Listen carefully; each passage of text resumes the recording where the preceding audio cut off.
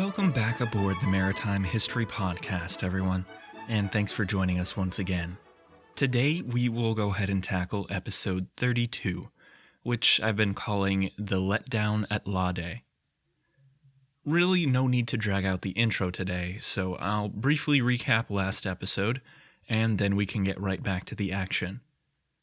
Last time, we discussed how Miletus and her tyrant Aristagoras asked for Persia's help to invade the island of Naxos. While the invasion didn't quite pan out, we saw how Persia had funded a rapid buildup of naval forces in the eastern Mediterranean, especially in Phoenicia, the coastal Ionian cities, and probably even at some islands like Cyprus.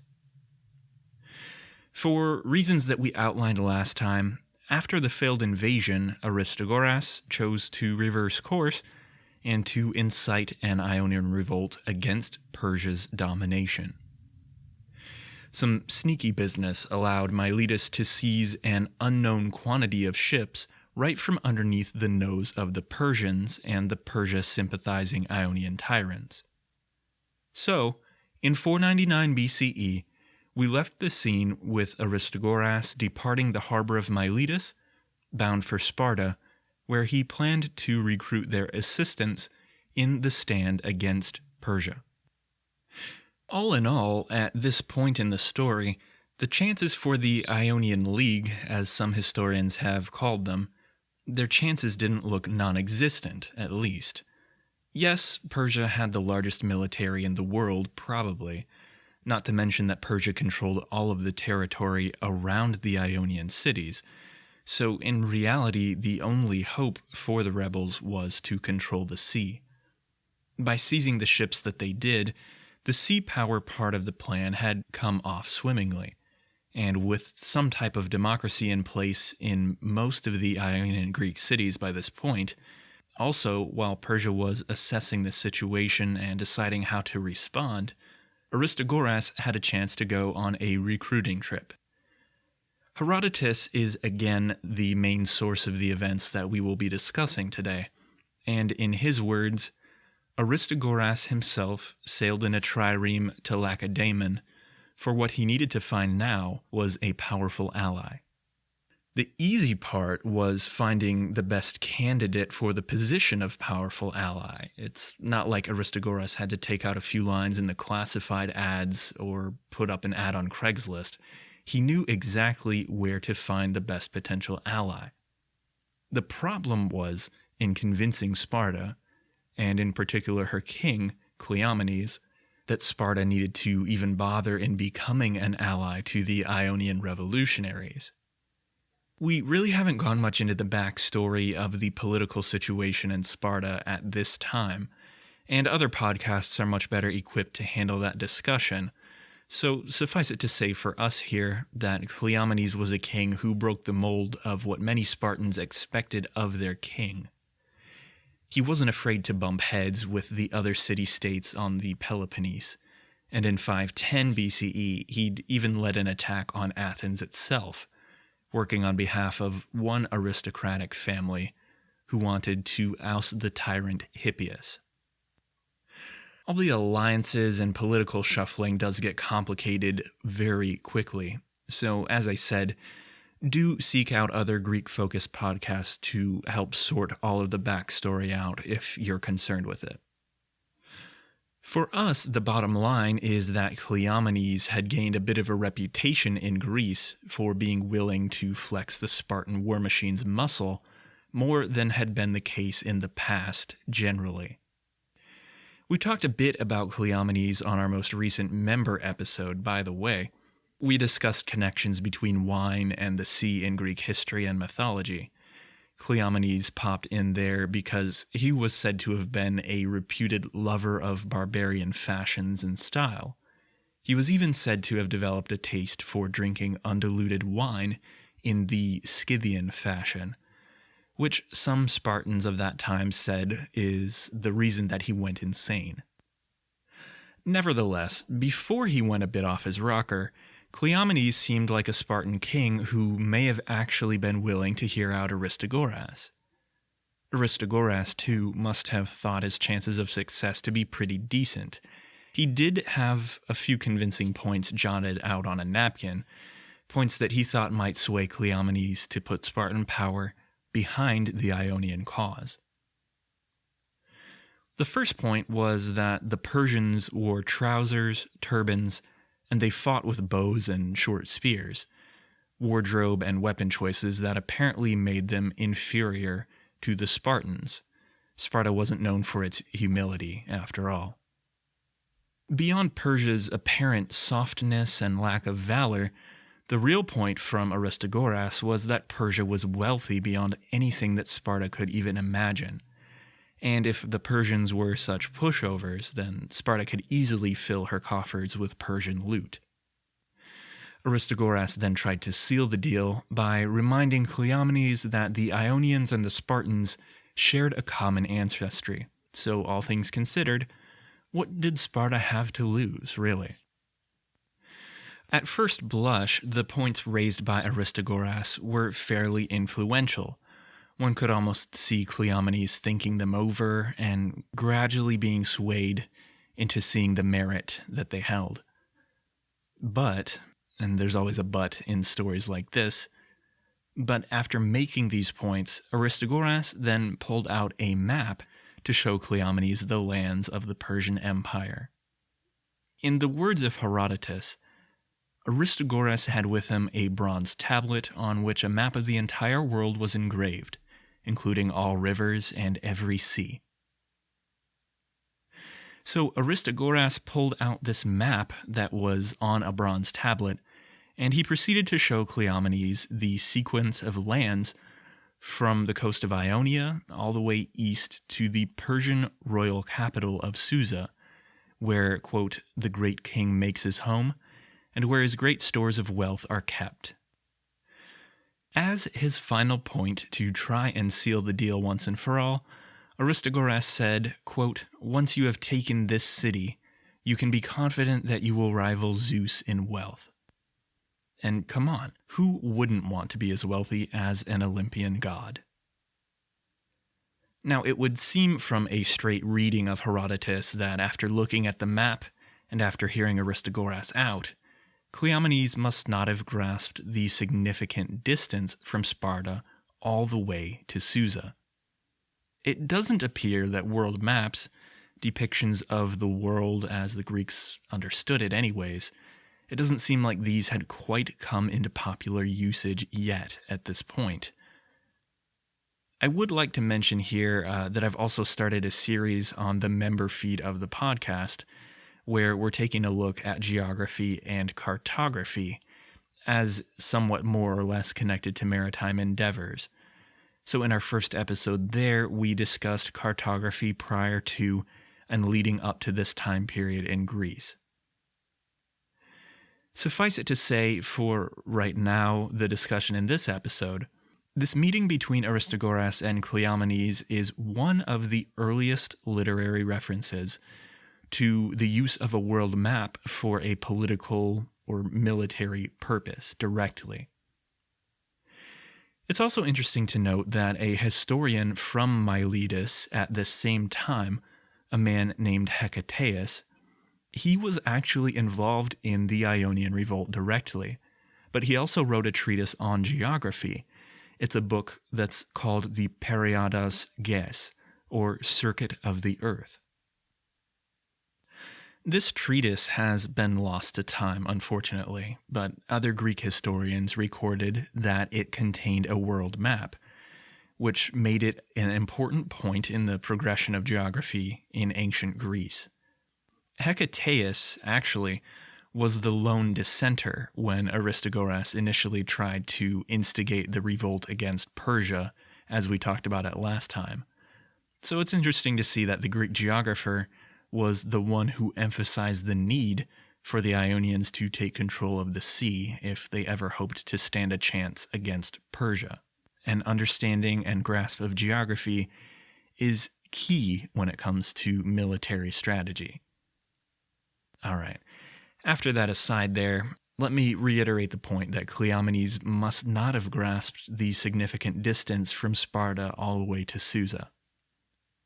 We know this simply from the fact that he looked at the map on the bronze tablet, he listened to Aristagoras describe the intricacies of the territory between Ionia and Susa, but then at the end of this whole exchange, he finished up by asking, quote, how many days' journey would take to go from the Sea of the Ionians to the king of Persia? I'm picturing in my mind that when this question was asked, Aristagoras probably tried to keep his poker face on. He thought that he'd been effectively misleading with his pitch up to this point, but in the face of a concrete question, I guess he could dissemble no longer. The real answer to the question of distance, at least in practical terms, is that it would take Sparta a journey of 3 months' march from the coast of Ionia all the way to the Persian capital city. This reply, beyond confirming for Cleomenes that the time investment would be greater than he was willing to make, the distance question completely sidesteps the reality that no confederation of Greek arms could reasonably have hoped to defeat the Persian Empire on her own turf, no matter what. So, for us in this discussion, it's enough to know merely that Sparta and her king were unwilling to venture so far from the Peloponnese at the behest of the Ionian Greeks, blood ties or none.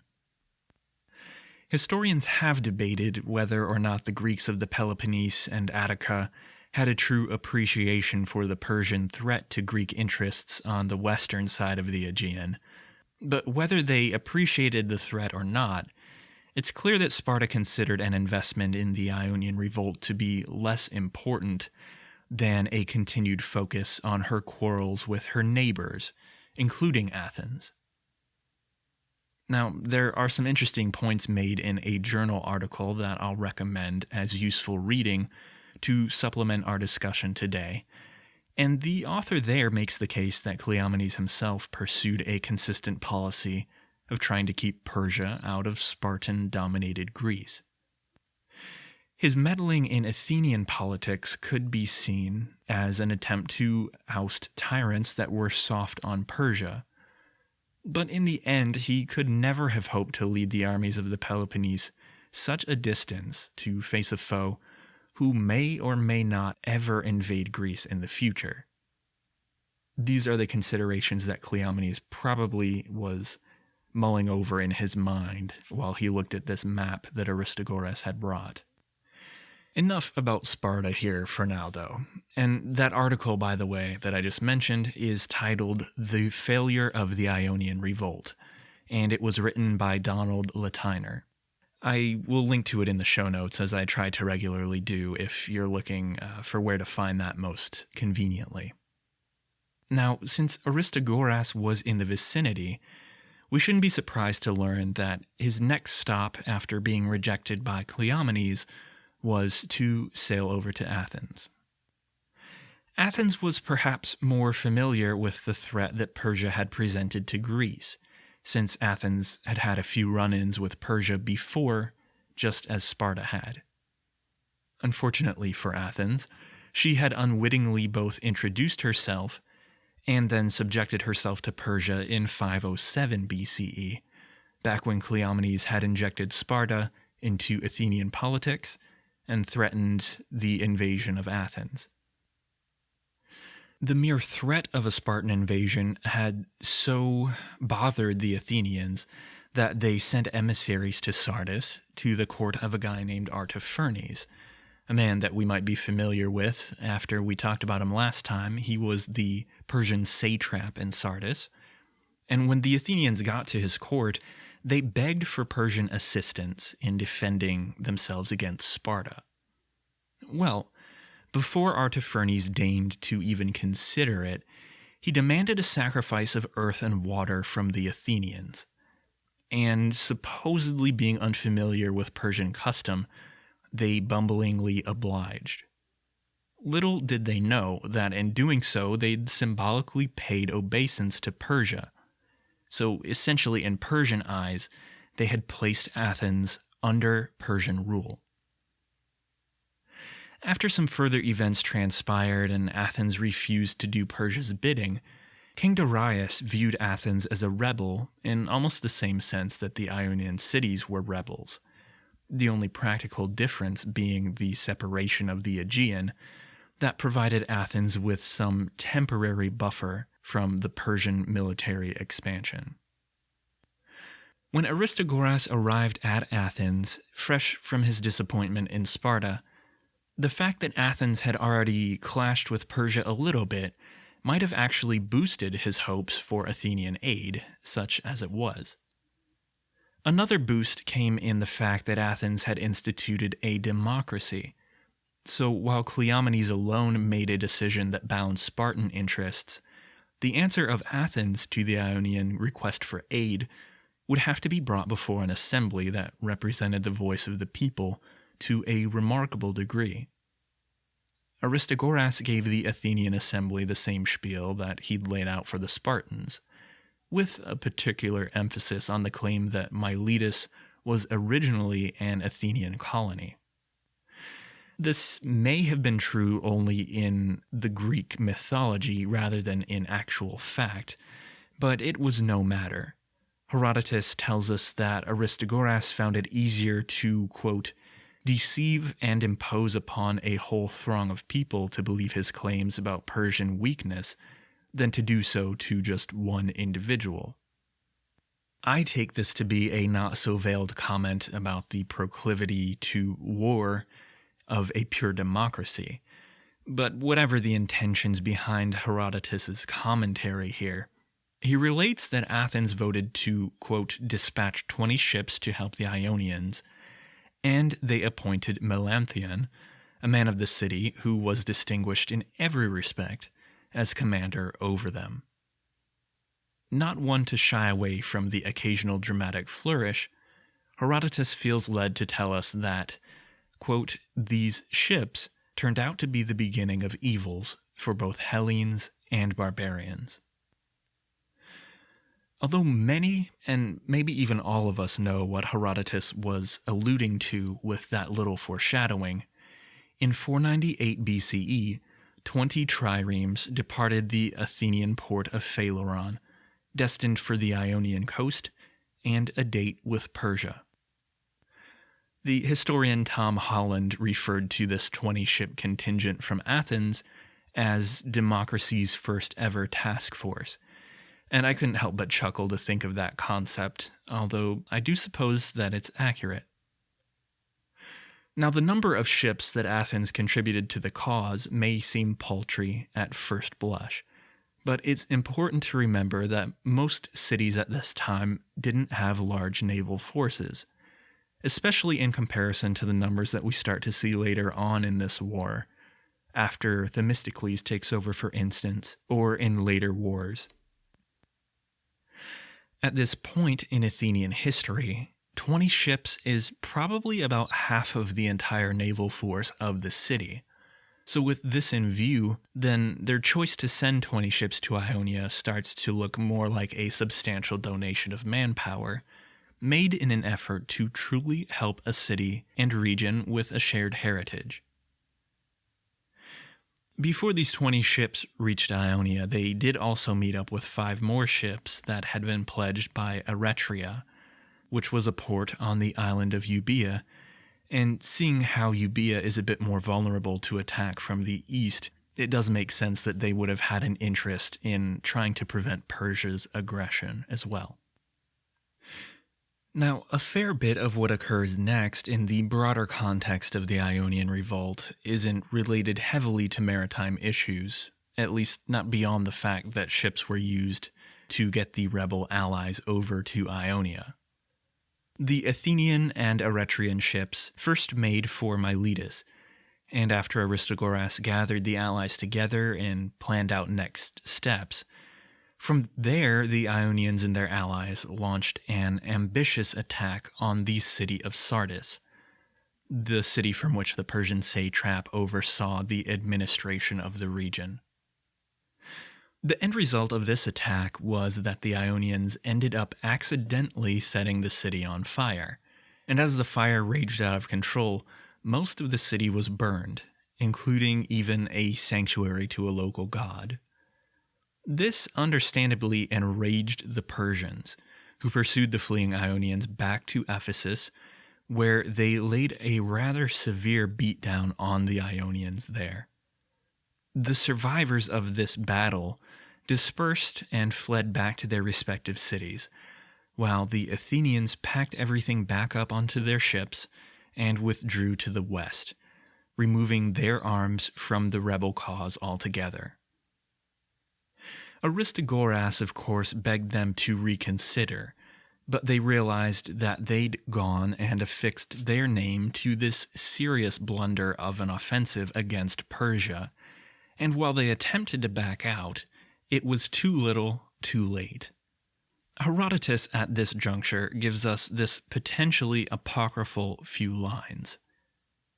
They are, quote, "When Darius first heard the report that Sardis had been burned by the Athenians and Ionians, he disregarded the Ionians, since he knew that they at least would not escape punishment for their revolt.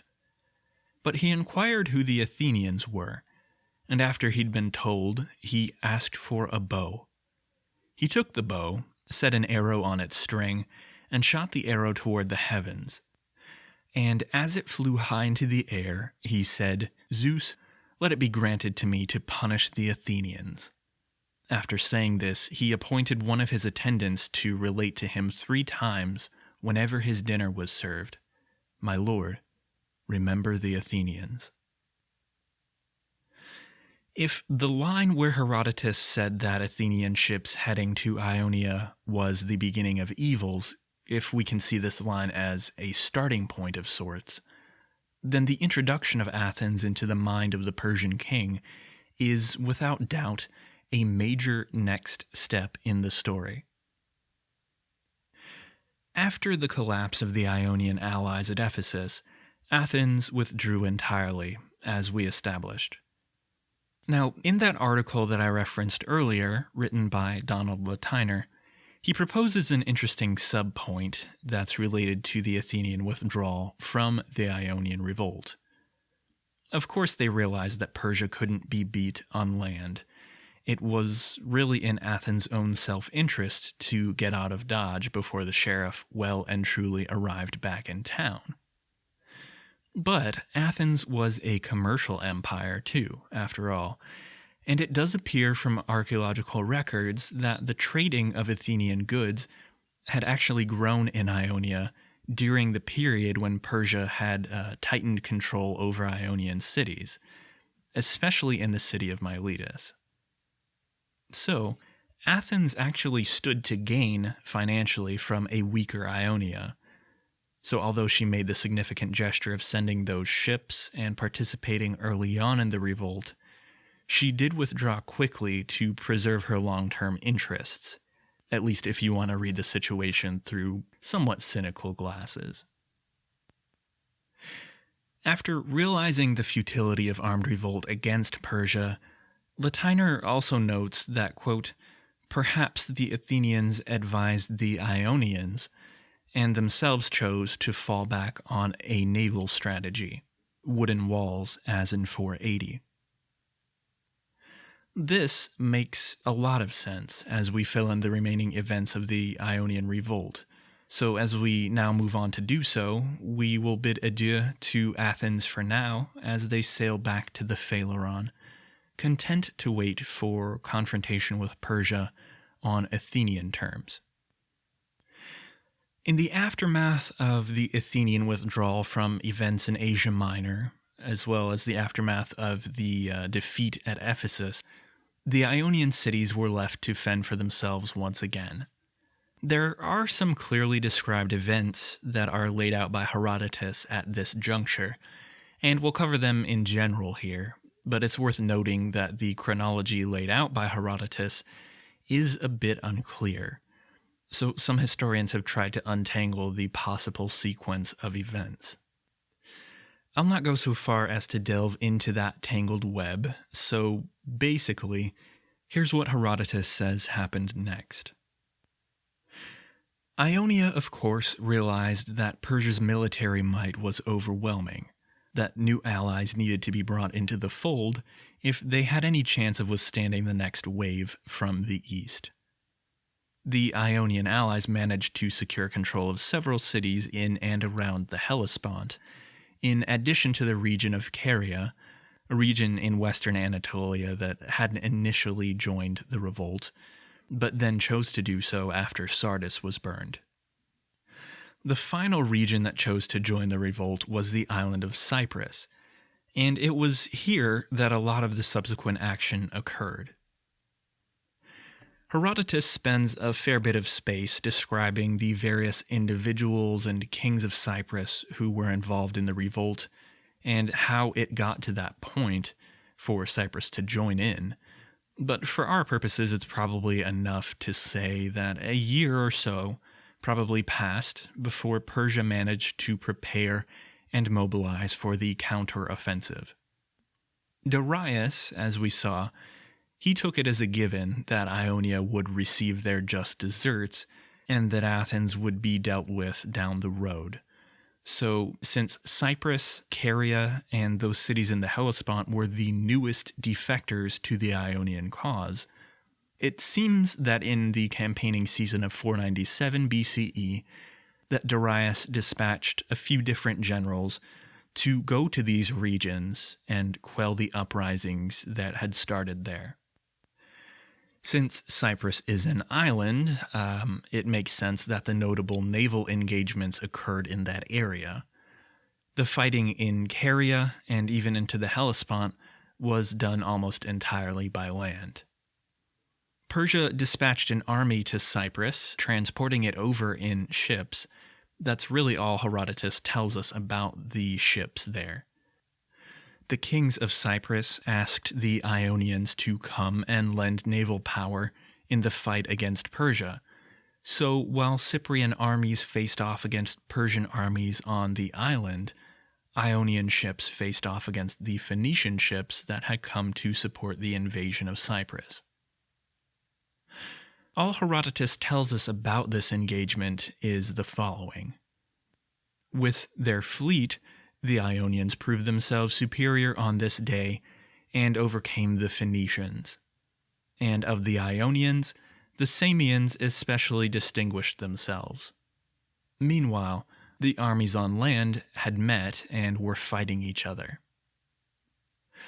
The problem, as the Ionians eventually discovered, is that while they had been outclassing the Phoenicians at sea, their Cyprian allies had been themselves getting outclassed on the land. Basically, once the victorious Ionian ships learned that the land battle was a lost cause and that Persia had taken the island, they turned sail and headed back to Ionia. There, the Ionians and Carians continued to fare similarly in their other land battles, and over the engagements of 497 to 495 BCE, Persia effectively swept the Ionian Revolt into the sea. Their resistance was futile, you might say. Now, before we move on with the story and get into the climactic naval battle at Lade, there are a few historiographic points worth making, I think. They loosely relate to the way that Herodotus describes the revolt's failure and the reaction of its main character in the histories, Aristagoras. Near the close of Book 5 of those histories, Herodotus says that after Persia had retaken Cyprus, Caria, and the Hellespont, after they'd begun to move in on the main Ionian cities, that, quote, Aristagoras revealed how weak-spirited he really was. For when he saw the disorder and upheaval in Ionia that he had stirred up, he now realized that it would be impossible for him to get the better of Darius, and he began to think instead about escape. This portrayal is obviously hinting pretty unabashedly at how Herodotus viewed Aristagoras. Weak-spirited isn't really a veiled descriptor at all. After these lines, he then says that Aristagoras did indeed flee Miletus for Thrace, where he and his army perished at the hands of the Thracians. The points that I want to drop in here briefly relate to the way in which Herodotus describes the Ionian Revolt in general, and Aristagoras specifically. If you haven't picked up on it much, that's quite alright. I may not have let it slip through too heavily, but most even-handed historians note how Herodotus tends to treat the Ionian Revolt as a hopeless venture. His tone toward the entire revolt is rather negative, and he seems to indicate that Sparta was smart for staying out of it, and that Athens was dumb for sticking its finger into the mouth of the beast that was Persia. Athens may well have been dumb to take such an obvious role in stirring up the Persian hornet's nest, but Herodotus may have been influenced by factions in mainland Greece who preferred isolationism over an active opposition to Persia. Herodotus seems to indicate that Persia wouldn't have bothered Athens if Athens hadn't gone into Persian territory and participated in burning Sardis. But the reality does seem more likely that Persia always had expansionist aims. Perhaps Athenian meddling in Ionia sped up the clock a bit. We could give him that. But it seems like Herodotus is giving Athenian aid to the Ionian Revolt a rather bad rap. Likewise, he seems to come off a bit harsh in his take on the Ionians, especially since we know that he was an Ionian himself. He was born in Halicarnassus. This fact, his Ionian heritage, is a very strong candidate for the answer to his treatment of the affair, though, or at least a big chunk of understanding why he takes such a harsh line. You see, it's thought that his city had declined to join in the Ionian Revolt, and then when the eventual outcomes panned out the way that they did, the Ionians who didn't join the revolt had to find a way to retroactively justify their choices. The upshot of this possible interpretation of Herodotus is that Aristagoras may not have been quite so scheming as he appears to be based merely on the father of history's description. It is possible that he may have been undertaking a laudable effort to free the Ionian Greeks from Persian domination, correctly predicting that Persia's next step would be to overtake mainland Greece. Ultimately, of course, we can't know how much Herodotus may or may not have colored the lens through which we view the Ionian Revolt, but I think it's necessary to at least discuss the possibilities here, so that we have a balanced mindset as we approach things. Alright, with those points dropped in, let's get back to our last major strand for the episode today. And let me restate that after the major defeat at Cyprus, things continued in a downward trend for the Ionians and their revolt. Regardless of the way that Herodotus chose to depict Aristagoras, it is clear that once he abandoned Miletus and then died in an ill-fated Thracian expedition, that the Ionian Revolt as a whole was basically a ship without a captain, without a rudder even. The Ionians had managed to come together and unify early on in the revolt, back when Athens was involved and they were on the offensive.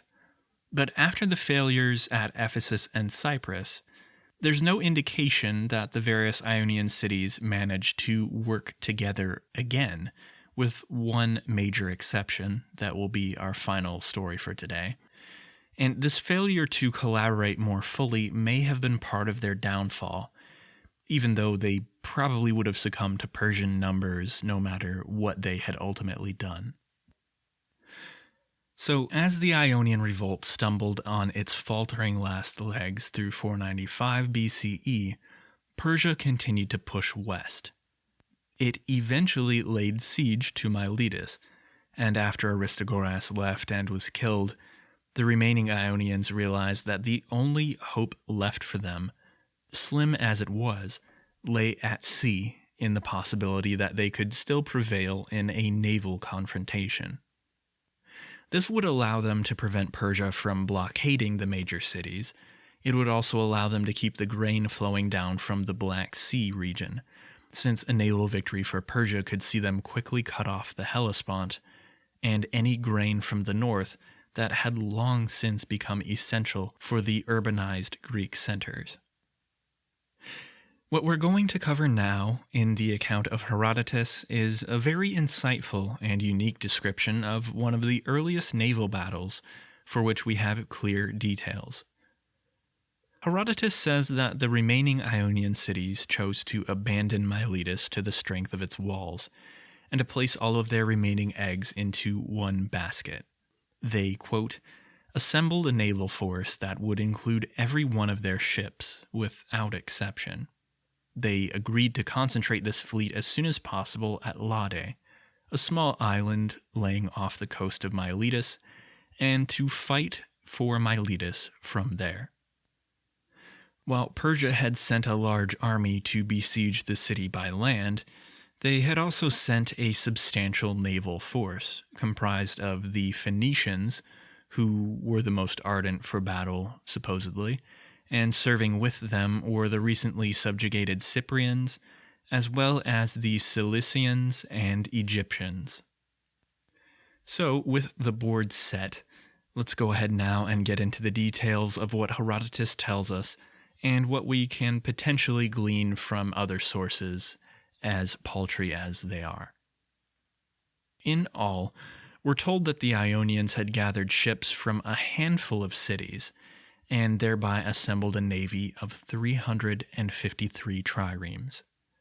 This is a substantial number, and if we compare that to the 325 that were used at Artemisium, or the 380 at Salamis, later battles that we'll get to in good time, we see from the comparison that the Ionians in 494 had an impressive naval strength.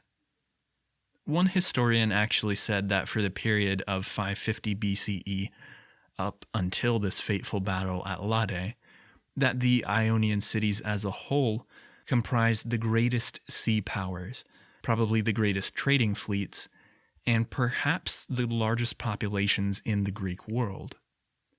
For me, that really puts a different tint on how we view the Ionian Revolt. It helps us understand that Ionia was much more advanced and important to the Greek world as a whole than I think general histories tend to allow for, what with the fawning focus on Athens and Sparta. There are reasons for that, of course, but this battle at Lade is integral to the history of the Greeks in Ionia. We can even view it as their last stand against Persia, really. They had assembled 353 triremes then, according to Herodotus. Although I did say just now that this is a large number in comparison to the number of other better-known battles, the number of ships that were fielded by the Greek forces, we are also told that the assembled Persian fleet at Lade numbered 600 ships. Now, it takes a little bit of the blow from that number to see that most of these, or not all of them, were triremes. So we can't say for sure how the trireme strengths of these two fleets matched up. But Herodotus tells us that when the Persians learned of the strength of the Ionian navy, that they were, quote, frightened that they would not be able to prevail over it, and that having thus failed to become masters of the sea, they would not be able to capture Miletus, and would be subject to punishment by Darius. For captains and generals, this is a pretty logical fear, I would think, and with this fear motivating them, they adopted an approach that seems to have been a trusty tool in the Persian arsenal. They attempted to suborn treachery amidst the Ionian forces. Given the political waves that had swept Ionia, which is to say, given that the tyrannies had succumbed to democracy when the revolt spread, the Persians decided to gather up the former tyrants that had been ousted from their cities by Aristagoras. If the tyrants could convince their former citizens to abandon their brothers, to pull their ships from the fleet and shift their alliances to Persia, then the Persian generals promised to go easy on those cities in the end. Naturally, of course, threats of violence were levied at any cities who remained set on a naval battle with Persia. The masterstroke in this Persian plot, though, was that they sent each former tyrant back to their respective camps with orders to give the two options to their countrymen and to make it seem like Persia had only approached their city with the offer and hadn't mentioned it to any of the others. Initially, every city refused to bow to the Persian pressure, but the seeds had been planted, so to speak, and the Persians just sat back and waited to see what would happen.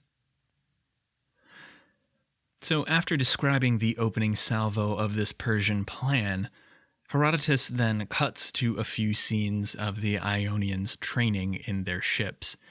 And in my mind, I always imagine the cut from espionage talk, then abruptly over to training regiments, to be like something out of a sports movie, where they show the scenes of training before the final showdown in the big game or something like that. Herodotus even includes a big pep talk that's the staple ingredient of such movies. So here is what Herodotus tells us was said by the Phaeacian general Dionysius. He told the assembled navy of the Ionians, quote, "Our welfare, Ionians, now balances on a razor's edge, whether we shall be free men or slaves, runaway slaves, that is. So if you are willing to endure hardships in the present, you must set to work right now. Only thus will you be able to prevail over your opponents and be free. On the other hand, if you remain feeble and undisciplined, I have every expectation that you will pay the penalty to the king for your revolt. So obey, and entrust yourselves to me, and I promise that as long as the gods grant equal treatment to both sides, our enemies will either not join battle with us at all, or if they do, they will suffer a decisive defeat." Whether Dionysius here knew of the Persian attempts to foment treachery or not, he was insightful to accurately discern that the Persians hoped to avoid a direct battle. His rousing speech on the day here convinced all of the Ionians to treat him as the leader of this naval matter from this point forward. What Herodotus then treats us to is a rather unique scene that's well worth covering in full here. What this scene is, in essence, is a description of how Dionysius led the training for this newly formed Ionian naval force. And as we get an idea of how they trained, etc., we also get an idea of the state of trireme warfare in 494 BCE, and the particular strategies at play in this battle, or at least the intended strategies. Herodotus tells us that the rowers were trained in how to carry out coordinated maneuvers, some of those that we talked about back in our trireme episode. They learned how to row in line-ahead formation, but they also learned how to execute the diakplous maneuver, to break through the enemy's line, turn, and then either ram the enemy ships or grapple them so as to board and fight hand-to-hand.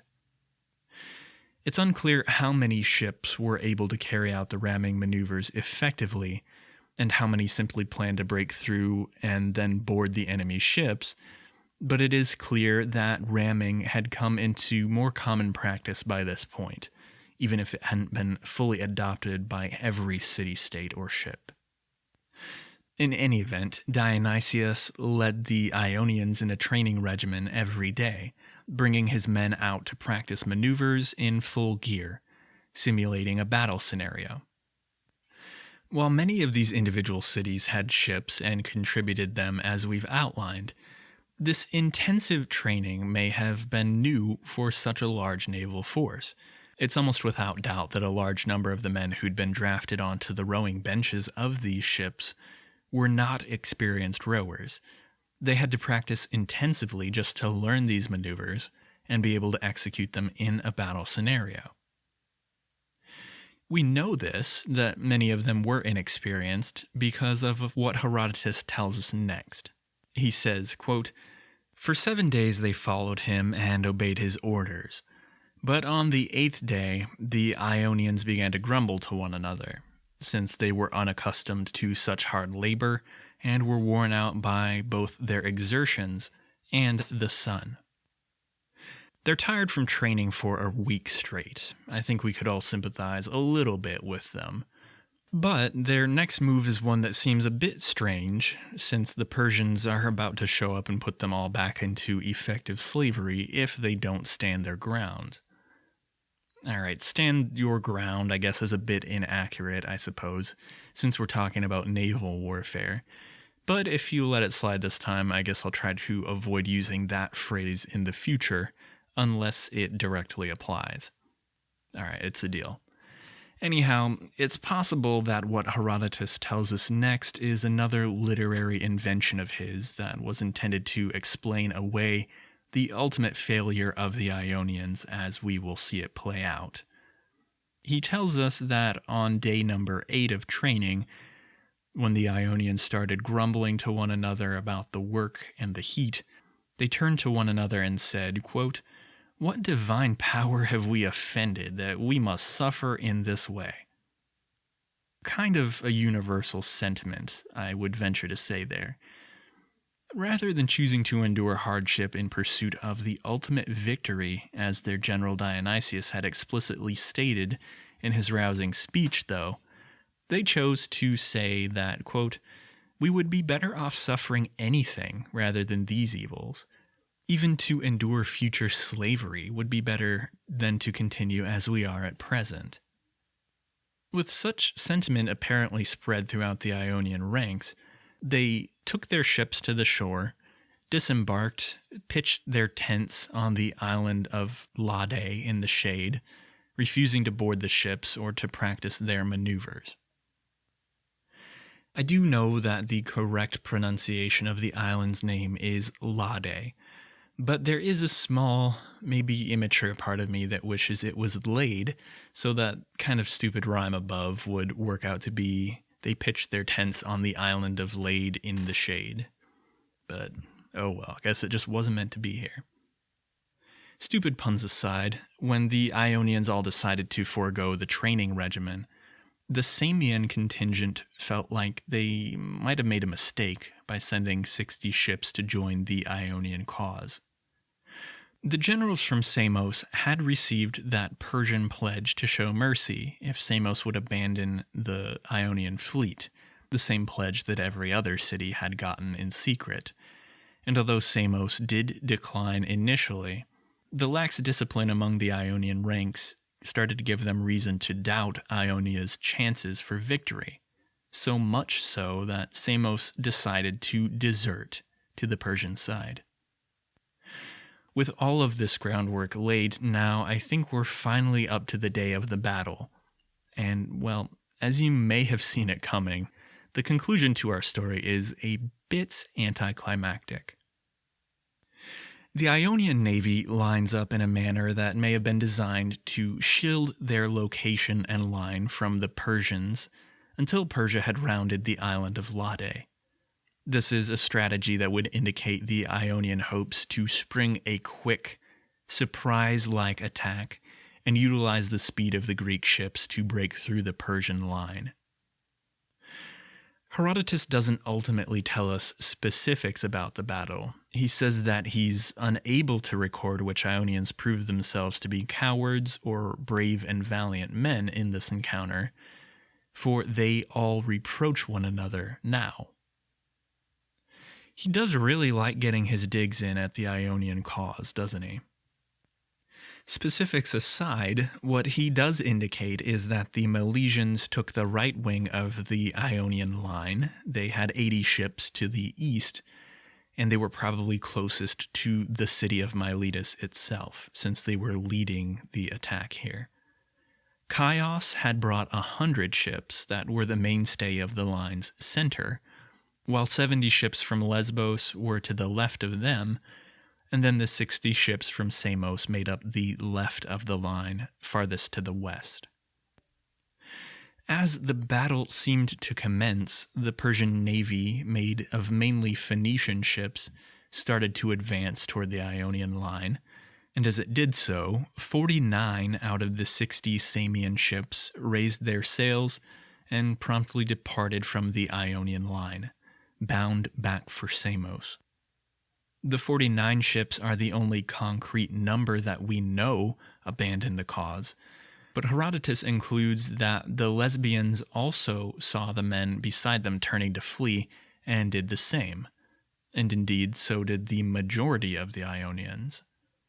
Thus, it seems from Herodotus' account that more than half of the Ionian line abandoned their post when the day of reckoning came, and Persia again reaped the benefit of its ability to sow treachery in the enemy's camp.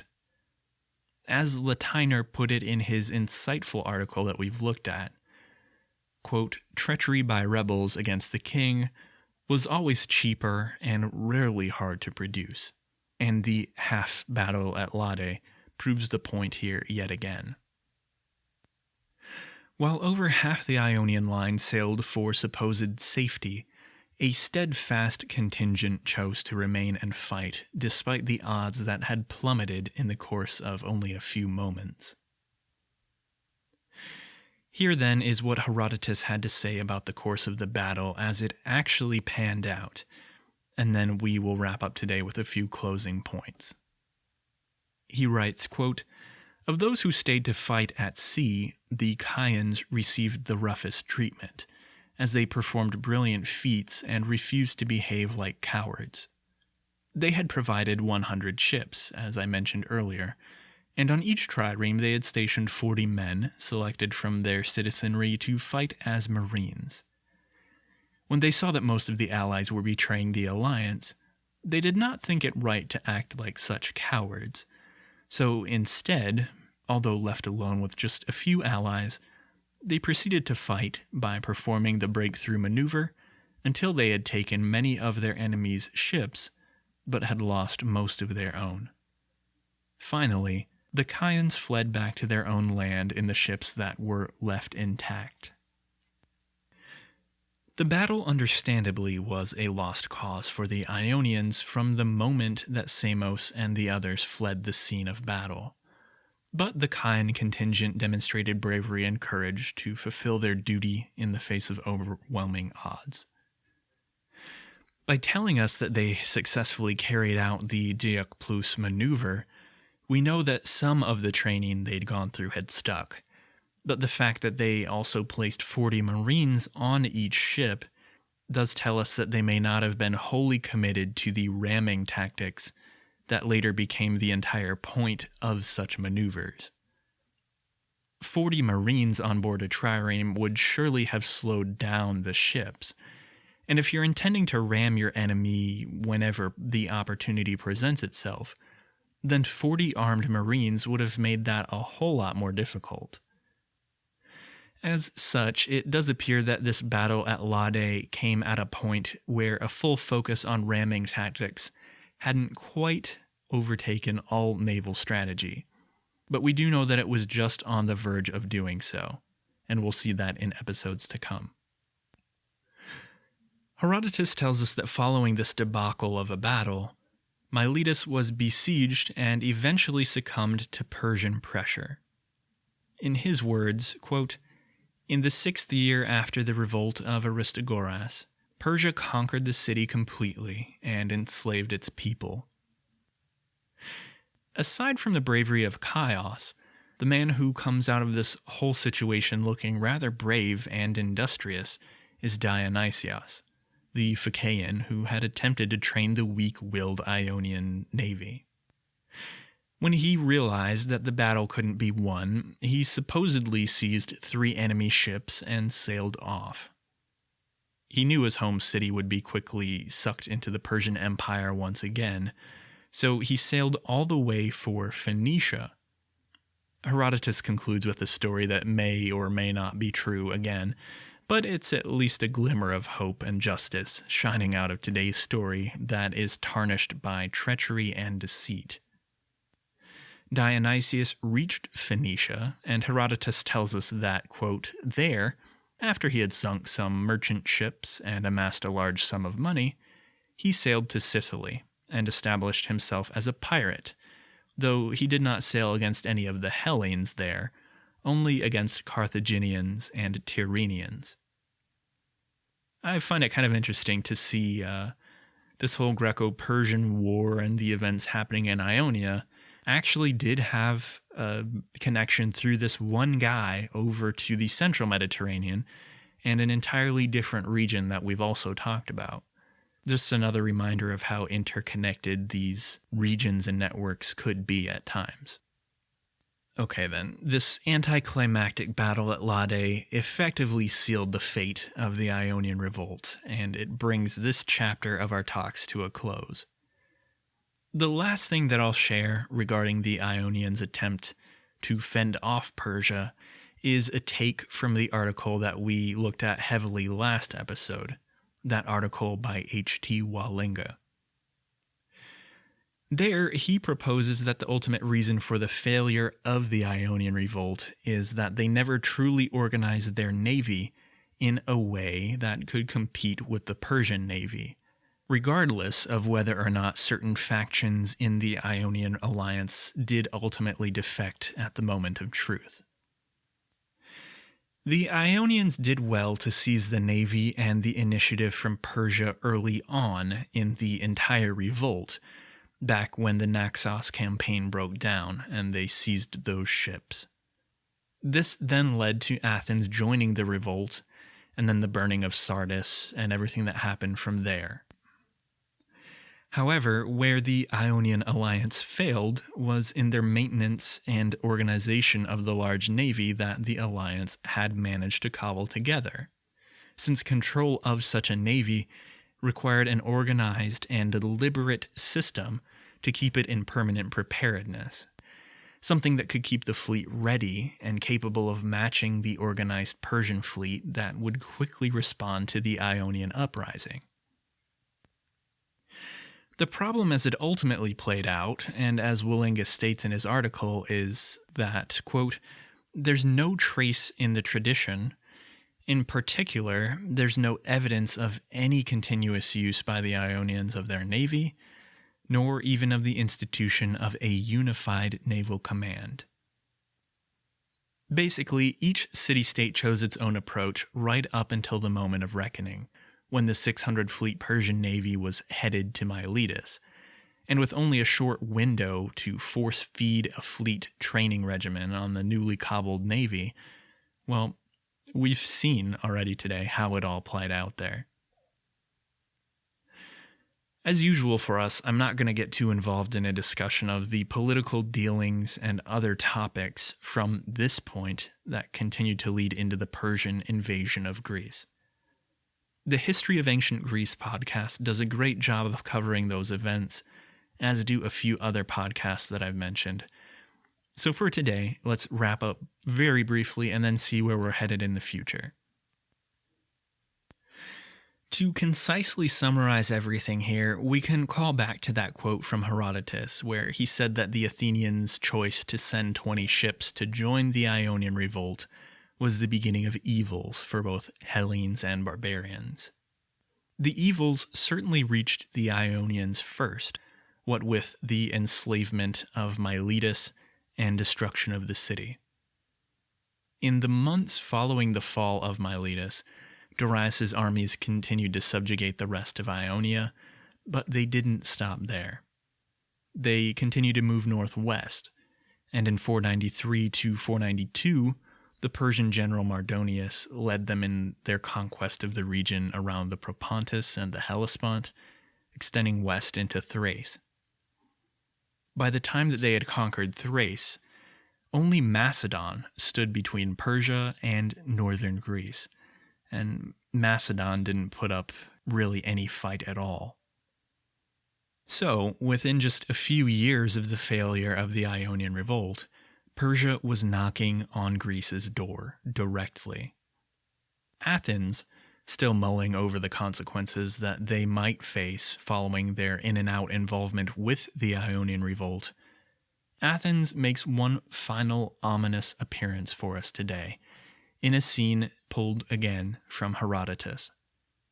He describes the reactions around the Greek world to Persia's conquest of Ionia, and he tells us that, quote, "The Athenians expressed their profound grief over the capture of Miletus in many ways, but one in particular deserves mention.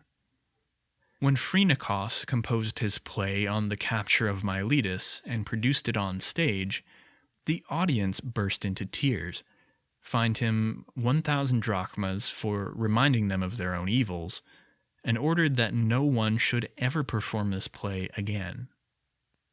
The idea behind this little anecdote is that Athens was starting to feel the pressure, and as Persia's shadow continued to creep further west, I think that this anecdote here about the drama depicting the fall of Miletus can actually be summed up with 2 words. The people of Athens all felt that it was too soon.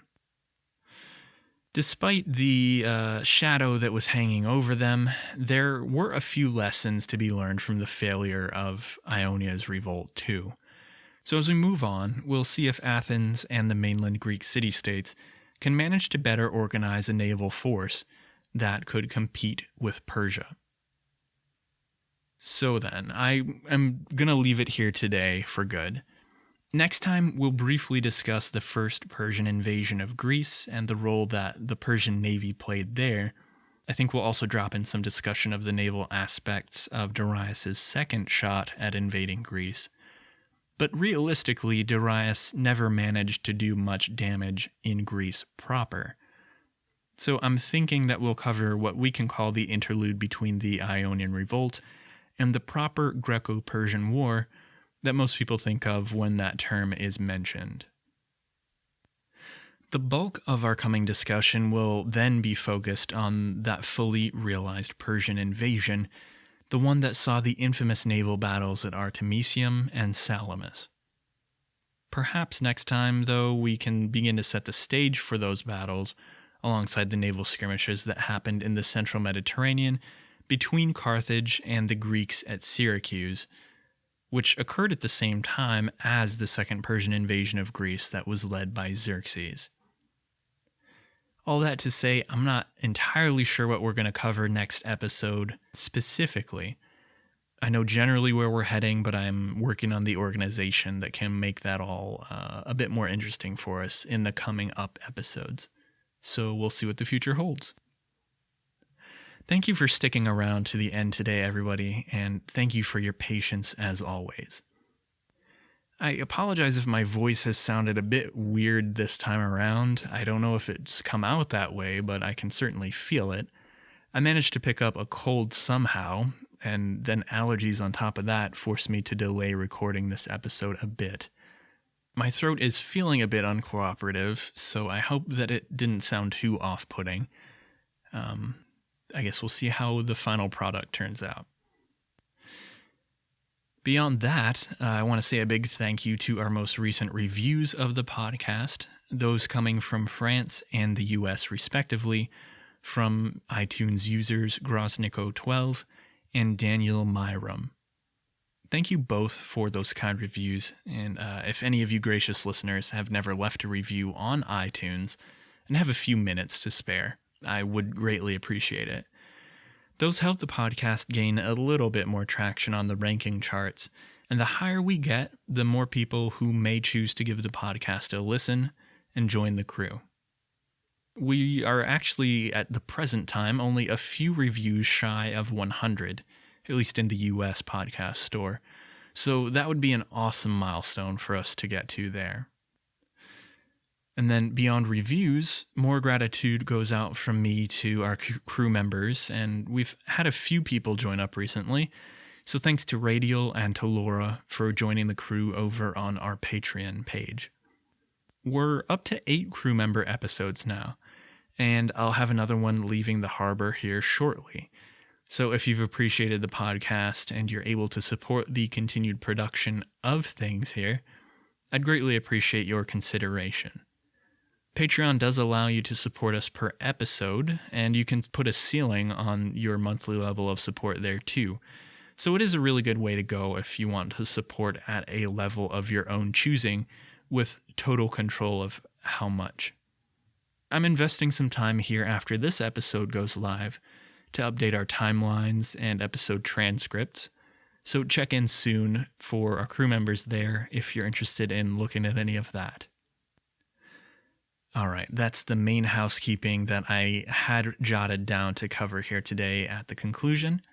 I am quite excited to be getting into the most famous naval battles of the ancient world coming up here. And I do hope that you'll all continue to join us for the discussion about these fascinating battles and other maritime matters that played such a key role in the history of the ancient world. Fair winds and following seas to everyone, and until next time, thanks for listening to the Maritime History Podcast.